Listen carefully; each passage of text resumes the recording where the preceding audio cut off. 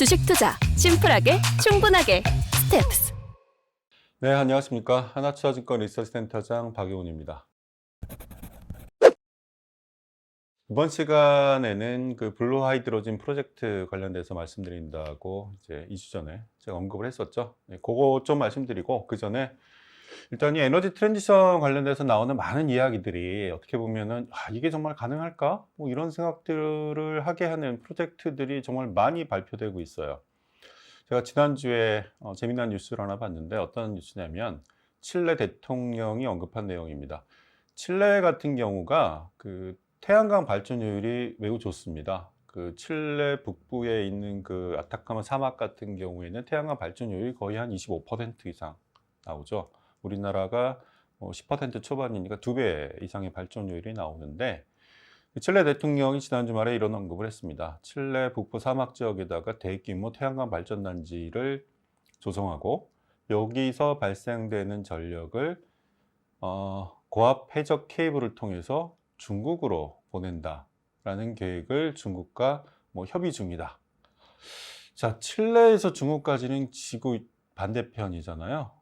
칠레로 가는 비행기를 타려고 하더라도 우리가 미국 갔다가 다시 아래쪽으로 내려가야 되는 상황인데 어마무시한 거리죠. 직선 거리로 한 15,000km입니다.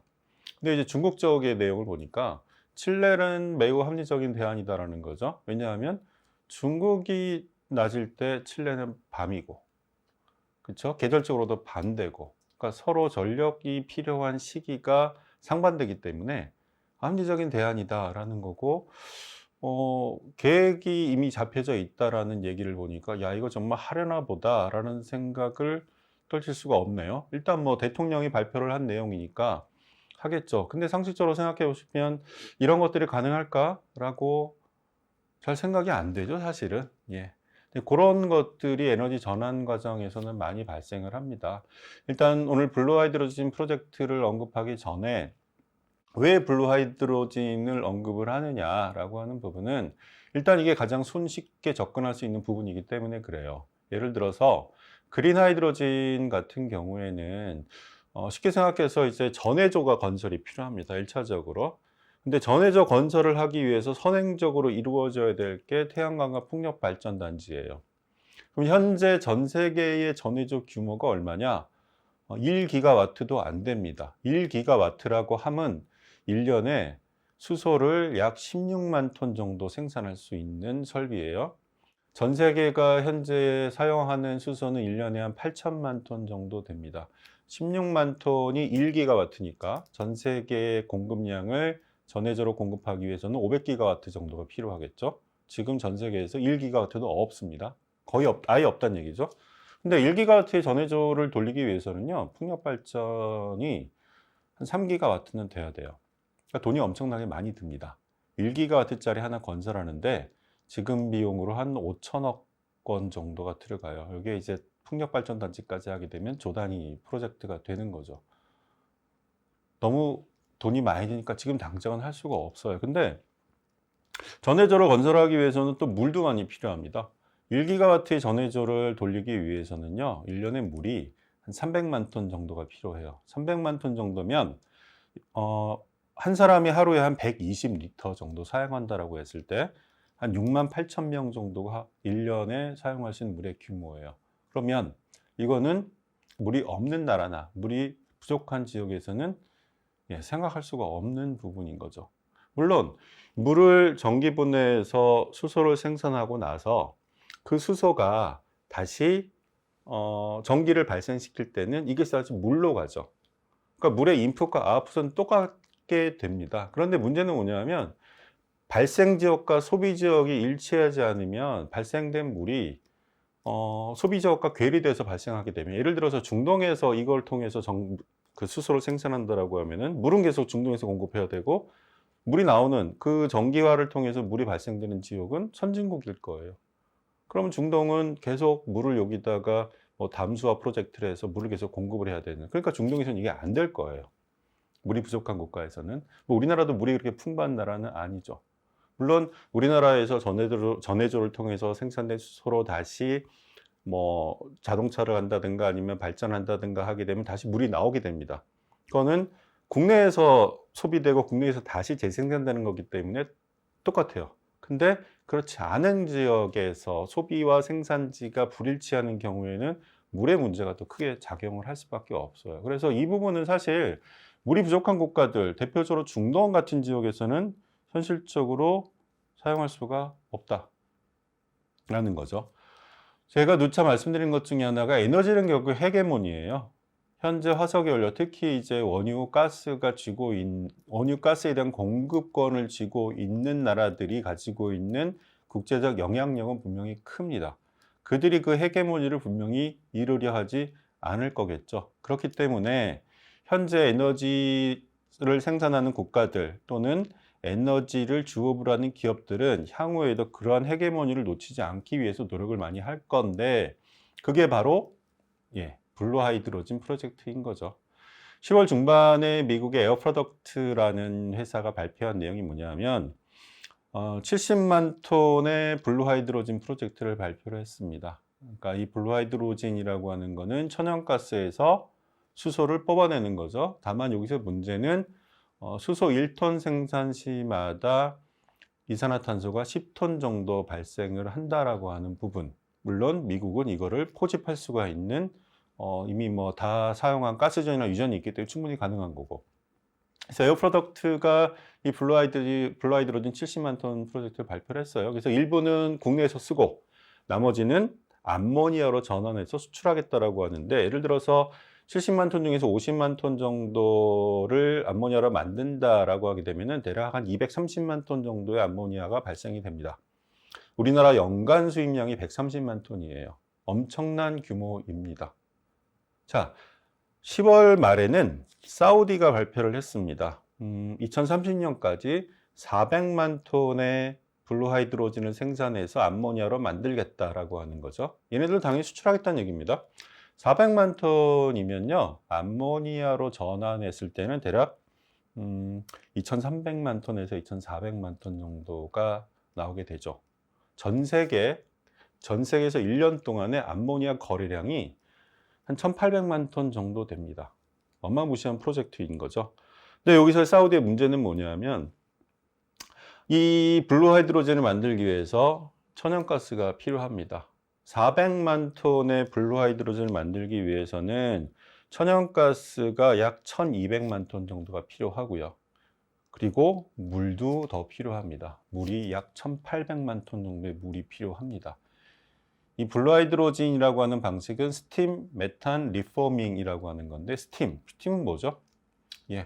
고온 고압의 수증기를 얘기하는 겁니다. 우리가 보통 일반적으로 생각하는 수증기는 뭐 100도씨에서 펄펄 끓어오는 그거, 압이 높아지면 스팀이 되게 온도가 높아져요. 뭐 300~400도까지 높아지는 거죠. 그 스팀을 얘기하는 거거든요. 근데 이거는 CH4 메탄이잖아요. 메탄에다가 H2O를 고온 고압으로 때려 넣기 때문에 거기서 CO2가 발생이 되는 거예요. 그 물이 결국에는 물이 하나는 수소로 가고, 그렇죠. 일부는 수소로도 가고 CH4에서 H4가 이 2H2로 가고, 그리고 물에 담겨져 있는 그 산소 O는 일부는 CO2로 전환된다는 이야기죠. 어쨌거나 그러면 사우디는 이걸 하기 위해서 또 담수화 프로젝트도 진행을 해야 되고, 여기에 공급하려고 하는 천연가스를 위해서도 가스 프로젝트를 또 개발을 해야 돼요. 그게 자프라 프로젝트라고 하는 거죠. 사우디가 1,100억 달러를 들여서 지금 가스 프로젝트를 진행하고 있는 게 자프라 프로젝트입니다. 여기서 1년에 1,600만 톤 수준의 이제 가스를 공급하겠다라는 건데, 그 중에 1,200만 톤 정도가 이 블루하이드로진으로 넘어가게 돼요. 그러면 내부에서 쓸 수 있는 양은 400만 톤밖에 되지가 않습니다. 사우디는 왜 이 가스전에 많은 돈을 때려 박을까? 가장 큰 이유는 이 그림을 보시게 되면요. 이 그림은 뭐냐면 사우디의 그 발전이라든가 또는 담수를 위해서 에너지가 투입이 될 거지 않습니까? 사우디 같은 경우는 원유를 직접 태웁니다. 그게 많을 때는, 특히 여름철 같은 경우에는 일간 한 7~80만 배럴 정도의 원유가 발전 또는 담수에 투입이 돼요. 이거를 줄이고 싶은 겁니다. 왜냐하면 현재 사우디의 일간 원유 수출량은 700만 배럴 정도 되잖아요. 근데 여름철에는 자가 소비가 70에서 80만 배럴 정도 돼요. 수출량의 10% 적지 않은 양입니다. 이거를 줄이고 싶어요. 없애고 싶은 거죠. 내수에서 쓰이는 기름 가격은 매우 저렴하거든요. 배럴당 뭐 5불 내외, 5불도 안 되는 수준이고, 천연가스 같은 경우도 지금 아시아 스팟이 MMBTU당 한 35불, 7불 하고 있는데 사우디 내수 가격은 1.25불밖에 안 해요.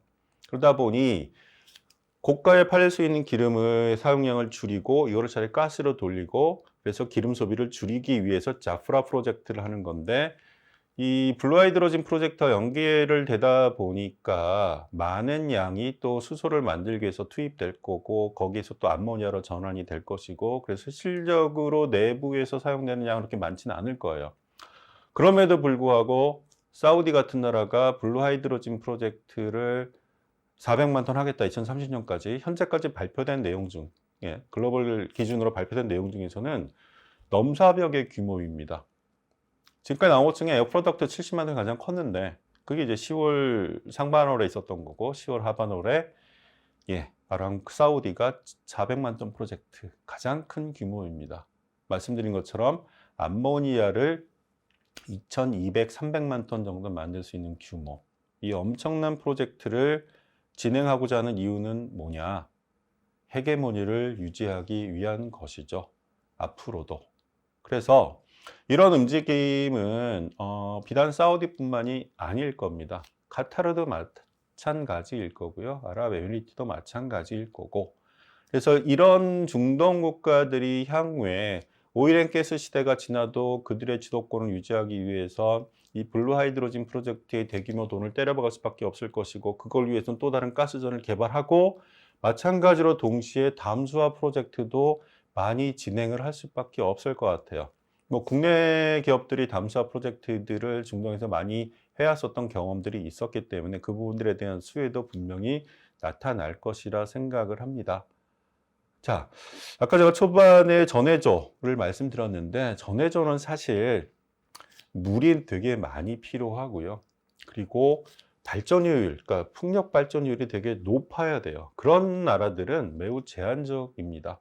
대표적으로 전 세계에서 북유럽 같은 또는 북미 지역 같은 나라들이 가장 합리적으로 그거를 설치할 수 있는 나라들이고요.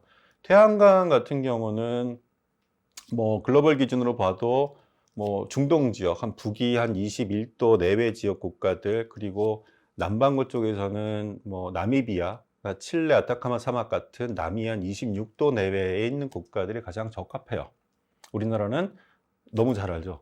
38도죠. 북이 38도. 별로 안 돼요. 이런 지역들은. 그래서 아마 그런 나라들 중심으로 태양광이나 풍력 발전 같은 경우는 많이 발생이 될 텐데, 그 전에 이 블루하이드로진 프로젝트들이 더 많이 생길 것이고, 그들이 거기서 창출된 자본으로 그 다음 단계로 이 그린 하이드로진까지 넘어갈 것이다라고 생각을 합니다. 그게 당연한 수순인 것 같고요. 그렇기 때문에 사실 이런 상황에서 우리가 이제 뭘 할 거냐라고 하는 건데요. 국내에서 뭘 할 거라고 생각하면 안 됩니다. 우리나라의 기업들, 뭐 정부도 마찬가지겠지만, 뭐 해외에 이러한 프로젝트들을 진행하는데 JV로 같이 참여할 필요가 분명히 있어요. 최근 독일 같은 경우가 나미비아에다가 뭐 대규모 신재생 발전단지를 건설해서 거기서 발생되는 수소로 암모니아를 만들어서 독일로 공급하겠다라고 하는 계획을 지난달에 발표를 했었죠. 이런 부분들이 앞으로는 계속 많아질 겁니다. 뭐 어쨌거나 1차적으로는 블루하이드로진이 향후 한 15년 전후까지는 대세가 될 거고요.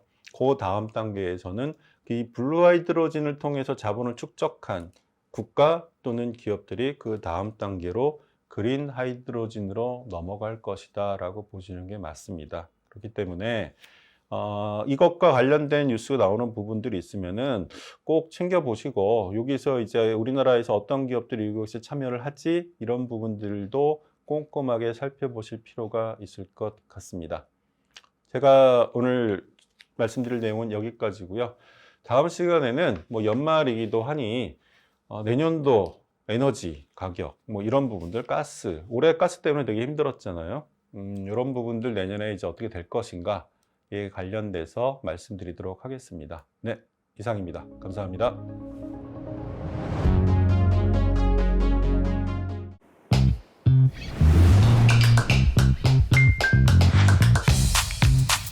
자유롭게.